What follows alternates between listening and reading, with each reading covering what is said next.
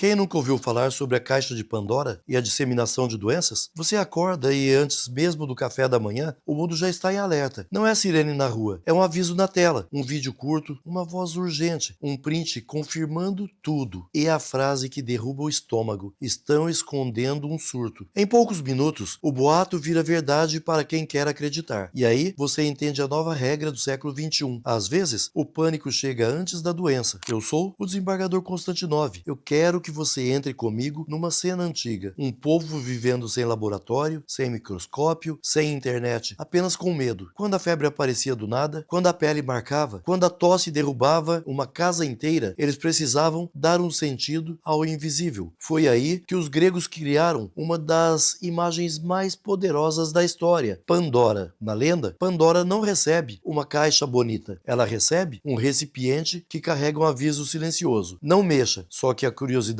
humana é uma força que nem rei controla, nem Deus contém. Ela abre, e naquele instante o mundo muda de cor. Não sai um monstro de uma vez, saem males em enxame, dor, doença, sofrimento, desespero, caos, como se o ar ficasse pesado, como se o mal ganhasse pernas e corresse pelas ruas. E quando ela tenta fechar, já é tarde. A caixa de Pandora virou expressão exatamente por isso. Há coisas que depois de abertas não voltam para dentro. O que foi solto se espalha, o que foi espalhado não se recolhe com desculpa. E o mais fascinante é que outras culturas contaram do jeito delas a mesma ideia, uma força que espalha a doença quando sai do controle. Na tradição finlandesa, por exemplo, esse imaginário aparece ligado ao Kalevala, que é o grande épico nacional da Finlândia, uma coletânea de cantos e histórias populares antigas reunidas no século XIX, cheia de personagens, lendas e explicações míticas sobre a vida, a natureza e os sofrimentos humanos. Nesse universo surge Loviatar, associada à origem de doenças, a mãe das enfermidades ligada ao nascimento simbólico de pragas. E da mesma forma, vale observar que também há a cultura Yorubá, uma tradição africana muito antiga, com religião, mitos e valores próprios, marcada pelo culto aos orixás e por uma visão espiritual da natureza, da saúde e da comunidade. Na cultura Yorubá existe Sapona, conhecido como orixá ligado à varíola, uma figura temida e respeitada, associada à ideia de doença como o poder que precisa de contenção e ritual. Três culturas diferentes, um mesmo aviso. Quando a doença escapa, ela não pede permissão. Agora, traga isso para o mundo real. A gente viu pandemias e surtos mudarem a rotina do planeta inteiro. Viu também um fenômeno novo, a pandemia de desinformação, com boatos, falsas curas e pânico fabricado. E existe um lado ainda mais sombrio que quase ninguém gosta de encarar. Doença pode ser usada como arma. Um exemplo clássico, real e assustador, aconteceu em 1984 nos Estados Unidos. Um grupo contaminou deliberadamente saladas em restaurantes com salmonela para tentar influenciar uma eleição local. Centenas adoeceram. Não foi acidente, foi intencional. Isso é o que eu chamo de Pandora criminosa, quando alguém usa o invisível para causar dano e controlar pessoas pelo medo. E o problema não para aí. No mundo, já houve casos de cartas contras enviadas pelo correio, espalhando pânico, adoecimento e morte, mostrando como um grão invisível pode virar terror. E no Brasil, sem precisar chegar a esse ponto extremo, nós já vimos situações graves em que pessoas tentam enganar o sistema em plena crise sanitária. Falsificação de exames, falsificação de certificados, venda clandestina de curas e até mesmo campanhas deliberadas de desinformação que empurram gente para o risco. Quando alguém faz isso com intenção, e principalmente se isso gera dano real, não é opinião, é conduta que pode virar crime. É por isso que existe um conjunto de regras internacionais para conter surtos antes que virem catástrofe. O Regulamento Sanitário Internacional, RSI 2005, da OMS, foi criado justamente para prevenir, preparar, proteger e responder à propagação internacional de doenças. E no campo mais duro, existe a Convenção sobre Armas Biológicas, que proíbe desenvolvimento, produção e estoque de armas biológicas e toxínicas. E no Brasil, onde o direito entra nessa história, entra em três camadas bem claras. Quem espalha a doença de propósito pode responder criminalmente. O Código Penal tipifica, por exemplo, o crime de causar epidemia mediante propagação de germes patogênicos. Também tipifica a conduta de perigo de contágio quando alguém pratica ato com intenção de transmitir moléstia grave. E aqui está a consequência prática. Não é só punição. Pode haver prisão, pode haver medidas cautelares e pode haver responsabilização por vítima atingida, conforme o caso concreto. Quem viola medidas sanitárias pode responder. O Código Penal prevê infração de medida sanitária preventiva quando alguém descumpre determinação do poder público para impedir a introdução ou propagação de doença contagiosa. Na vida real, isso alcança desde quem burla barreiras sanitárias até quem conscientemente cria risco coletivo. E se desse descumprimento resulta dano, a resposta jurídica tende a ser mais dura. Já no processo penal, por sua vez, é o trilho da prova. Em casos assim, não existe condenação por boato. Precisa perícia, rastreio, documentos, cadeia de custódia, análise de mensagens, identificação de autores e, às vezes, cooperação internacional, porque hoje o surto pode começar numa esquina e terminar em outro continente. E há um detalhe decisivo. Nesses crimes, provar intenção é central. Uma coisa é erro ou ignorância, outra é agir para espalhar medo, doença ou fraude. O processo serve para separar as duas coisas com técnica. E a Constituição Federal, no plano maior, prescreve que saúde é direito de todos e dever do Estado, o que exige políticas sérias de prevenção e resposta. Quando a doença vira arma, seja pela biologia, seja pela mentira, o que está em jogo é o núcleo da vida em sociedade. A conclusão aqui é direta. Pandora, Loviatar e Sapona são metáforas antigas, mas o aviso é moderno. Doença se combate com ciência, com responsabilidade e com lei, não com boato, pânico ou maldade. E quando alguém tenta transformar praga em ferramenta de poder, isso não é história não, isso é crime e é ameaça coletiva. Se esse conteúdo fez sentido para você, curta, siga este perfil e compartilhe com quem precisa ouvir isso. E guarde a frase final, porque ela serve para o vírus e para a mentira. O caos adora uma fresta, mas a responsabilidade fecha a porta. Muito obrigado.